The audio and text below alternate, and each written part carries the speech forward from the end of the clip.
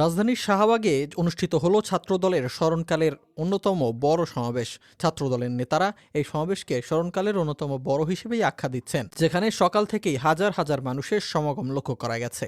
অনুষ্ঠানে ভার্চুয়ালি যুক্ত হয়েছেন দলের ভারপ্রাপ্ত চেয়ারম্যান তারেক রহমান।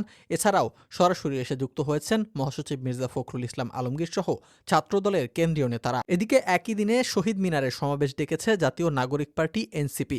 সেখানে সকাল থেকে অনুষ্ঠানের আয়োজন এবং কঠোর নিরাপত্তা দেখা গেলেও তুলনামূলক কম নেতাকর্মীদের উপস্থিতি লক্ষ্য করা গেছে। দুইটি সমাবেশের ড্রোন চিত্রে ফুটে উঠেছে এমন চিত্র।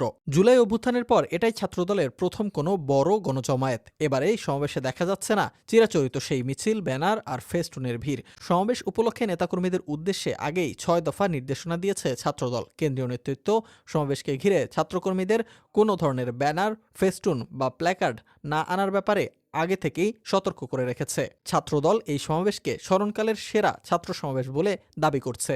এদিকে শহীদ মিনারে জাতীয় নাগরিক পার্টির অনুষ্ঠানও শুরু হয়েছে। সেখানেও ধীরে ধীরে জনসমাগম বাড়তে শুরু করেছে।